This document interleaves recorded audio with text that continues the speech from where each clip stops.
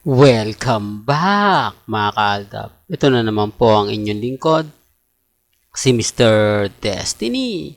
At magbibigay po tayo ng pinakamagandang update po ngayon sa social media. Nakakatuwa naman po itong video na kumakalat ngayon na kung saan sinasabing sana nga po raw magkaroon ng project si Vilma Santos at Alden Richards. Gaya nga na sinasabi natin, why not? Di po ba laging sinasabi yan ni Vilma Santos? Siyempre mga kaaldab, Alden Richards yan eh. Malamang mas paniwalaan ko etong mga ganitong bagay. Kasi sa totoo lang po, mas gugustuhin ni Alden Richards na makatrabaho etong mga taong to.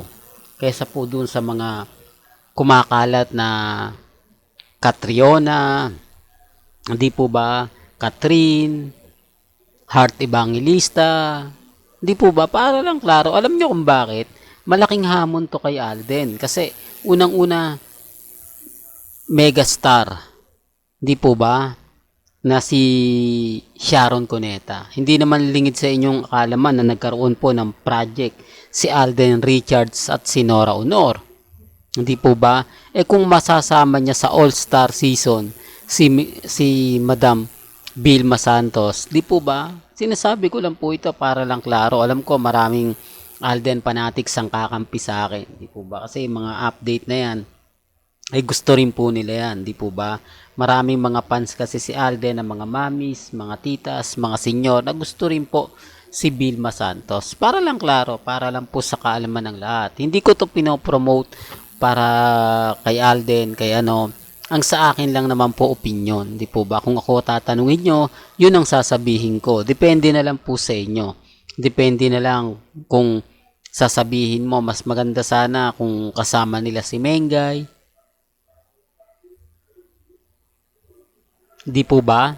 Pero may point mga kaaldab na kita nyo naman po yung mga nangyayari ngayon nagaganap sa Instagram, sa Twitter, sa Facebook na kung saan kapansin-pansin man po ninyo. Well, puntahan po na natin si Mengay. Grabe no? Habang tumatagal nga po mga kaaldab, hindi na lumalabas na ang itsura ng clone. Hindi mo talaga po pwedeng itago o sabihin o ilihim. Di po ba? Kasi kung titignan nyo mga kaalab, lagi ko itong sinasabi at lagi kong pinapaliwanag. Di po ba? Pero kaya na sinabi ko, hindi po ako namimilit. Pinapakita ko lang po ito para mapaisip din po yung iba. Para masabi lang nila na Mr. Destiny, hindi nga talaga si Menga yan. Kasi kung titignan mo yung aura, di po ba? Yung mata niya, hindi po ba? Hindi mo naman inedit yan. Kumbaga, baka sabihin nyo, pinag-e-edit ko na naman yan. Di po ba? Ganyan po sila ka-affected sa akin. Kapag may mga mali, sa akin po isisisi. Kapag nabas si Mengay, nang dahil na naman po kay Mr. Destiny. Etong si Mr. Destiny, lalagin lang sinasabi na walang magawa o walang ginagawang maganda. Okay lang naman po yun. At least ako napapaisip kayo. Hindi man ngayon, hindi man bukas. Di po ba? Sabi ko nga po sa inyo, kalmado lang po kayo. Kampante. Maging matatag. Di po ba? Hanggat na andyan po kayo, walang, kumbaga, hindi po tayo susuko at hindi po tayo titigil. Sa dami ng ebidensya at resibo na ibabato natin.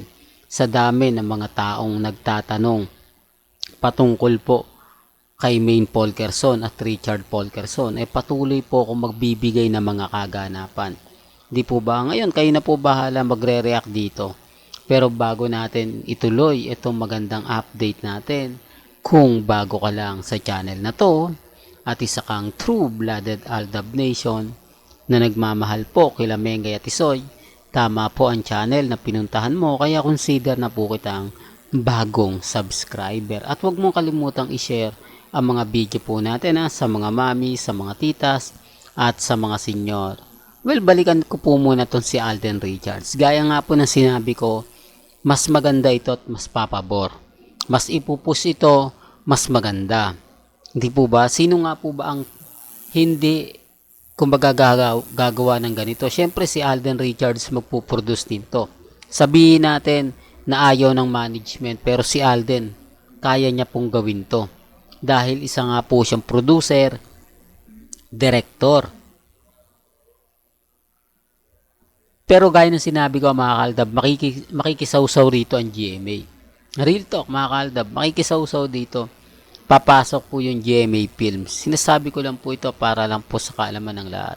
Sinasabi ko lang po ito para lang po sa mga taong dumadaan at bumibisita po sa channel ni Mr. Destiny. Alam nyo naman po, dito sa channel ni Mr. Destiny, napakaraming update, napakaraming ganap, na kung saan mapapaisip naman po talaga kayo. Hindi ko to pinipilit o sinasabi para lang po ipilit yung gusto ko. Baka sabihin naman kasi ng iba, nako, ikaw lang Mr. Destiny ang may gusto. Baka ikaw lang yung nagsasabi ng ganito. Di po ba? Kaya nga sabi ko sa inyo mga kaaldab, maging kampante lang po kayo.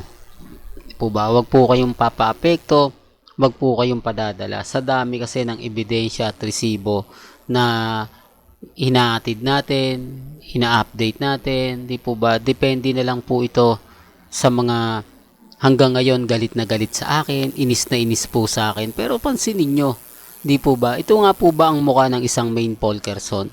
Ito nga po ba ang mukha na sa tingin ninyo parang tumatanda na?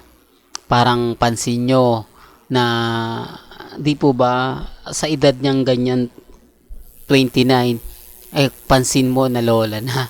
Hindi, para lang klaro, para lang po sa kaalaman ng lahat. Sinasabi ko lang po ito para lang po sa mga mamis. Kaya nga po yung mga mamis nagsasabi ng live ng Eat Bulaga na ganito ganyan, etc. etc. Ngayon tape po yung Eat Bulaga, karamihan po tape mga kaaldab, kaya po pwede nilang gawin yung mga ginagawa po nila.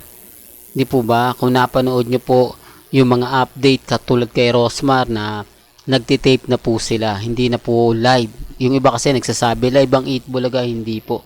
Kung yung mga nagsasabi ng ganyan, hindi po updated. Para lang klaro, para lang po sa kaalaman ng lahat. Sinasabi po nilang live o nakalagay lang live, pero hindi naman po yun.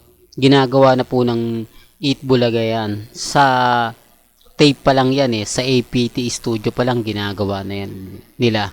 Kaya nga po sabi ko sa inyo, dito sa channel ni Mr. Destiny, kung ano lang naman po yung mga ina-update natin, hindi naman po ako namimilit. At dito po walang pilitan. May kanya-kanya po tayong opinyon, may kanya-kanya tayong pananaw. Di po ba sa mga nagsasabing si Menga yan, wala naman pong problema.